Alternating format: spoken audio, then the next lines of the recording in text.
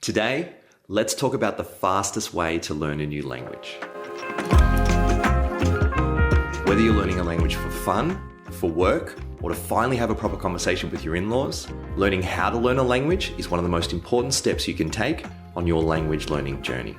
So if you want to learn a language quickly, you need the right fertilizer for growth. When I first started learning Spanish, I didn't get it right, and it showed on my first trip to a Spanish-speaking country when I tried to speak to people.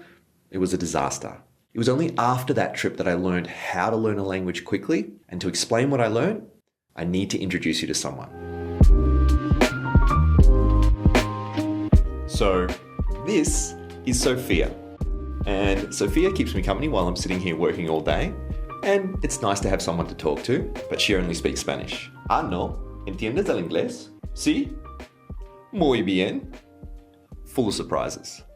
Now, recently my wife and I got back from a 2-week trip, and I was worried that Sophia wouldn't make it without watering.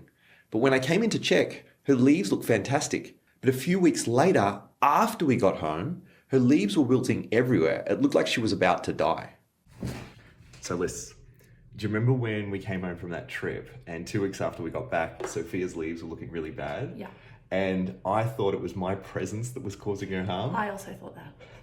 But you found the solution. You Googled it. Yeah. What did you find out? It was just like our water here is really hard and has lots of chlorine, so it's just causing the leaves to go brown. So we learned that hard water can be okay for humans, but is terrible for plants. And if we want to keep Sophia healthy, we need to filter our water. Now, this story about Sophia reminds me of what we often see with students in our Spanish school and what I saw in myself in those starting years. You'll often hear the language learning advice like, if you want to be fluent, just read a lot, listen a lot, speak a lot, just immerse yourself in the language. Well, it turns out that this advice is similar to the advice that if you want to keep a pot plant healthy, just water it regularly. As we saw, the wrong water, just like the wrong types of speaking practice or immersion, won't help and can actually make things worse. So to learn a language quickly, we need to find the language learning equivalent of filtered water.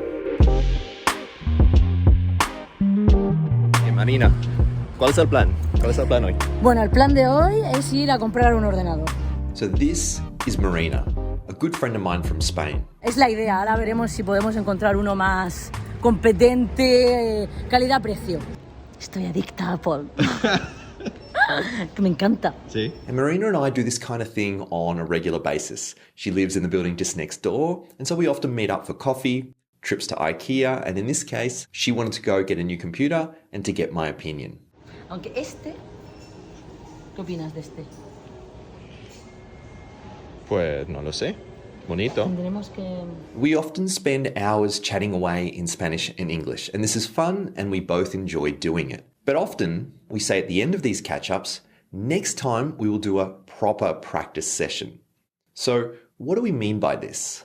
In Anders Ericsson's book, Peak, he describes 3 levels of practice: naive practice, purposeful practice, and deliberate practice, which in the pot plant theory of language learning would equate to tap water, filtered water, and rainwater, which is the best thing we can give our plants. Now, Ericsson says that naive practice is essentially doing something repeatedly and expecting that the repetition alone will improve one's performance. And this is the problem that Marina and I often run into. We can chat away in Spanish or English, but just chatting alone won't result in improvement. Instead, Ericsson says that purposeful practice has several characteristics that separates it from naive practice. Purposeful practice has well-defined, specific goals, is focused, involves feedback, and getting out of one's comfort zone. Then, one step further, deliberate practice develops skills that other people have already figured out how to do and for which effective training techniques have been established. The practice regimen should be designed and overseen by a teacher or coach who is familiar with the abilities of high-level performers and with how those abilities can best be developed. Ya sabes que el objetivo de hoy es hacer un poco de la práctica intencionada. Vale. Eso quiere decir que tenemos que practicar en una forma en la que podemos mejorar, en mi caso, el vocabulario del español y en tu caso, el vocabulario del inglés. Yes. Perfecto.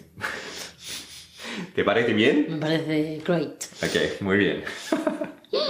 So instead of one of our usual catch-ups, in this session, Marina and I set the specific goal of working on our vocabulary. I found 30 words in a Spanish book that I'm currently reading, and I thought that these words were unusual or challenging in some way and would be good for us to use in a session like this to push us out of our comfort zone as we try to understand them and figure out the best way to use them in a conversation.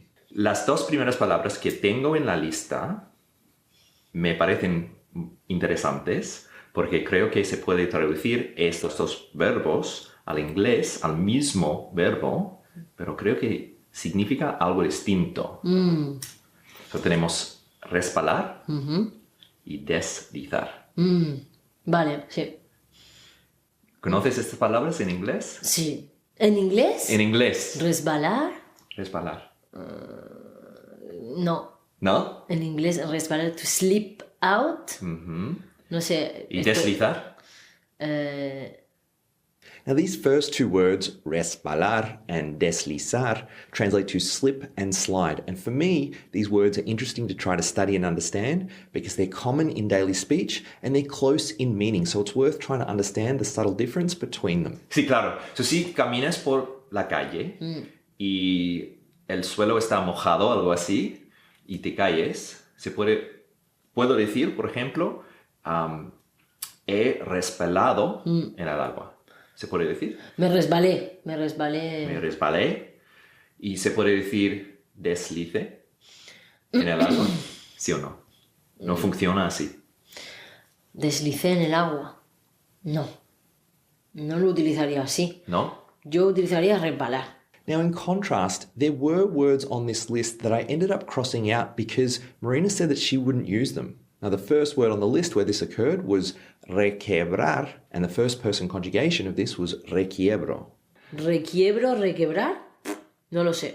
¿No? Eso en español no lo utilizo. Requiebro.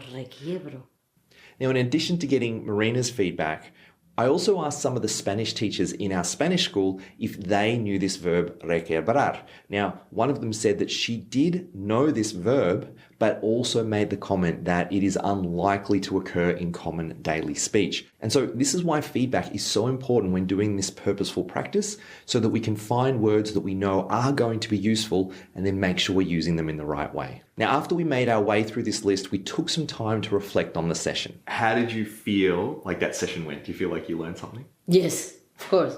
I think it's a good idea to do it. And we should be doing it more often. Yes. We should be doing this, like, rather than just when we just talk, like here we specifically like look at new words, try to use them in context, and that way we can like improve our abilities to communicate. Yeah. You know, in Spanish and in English. What do you think?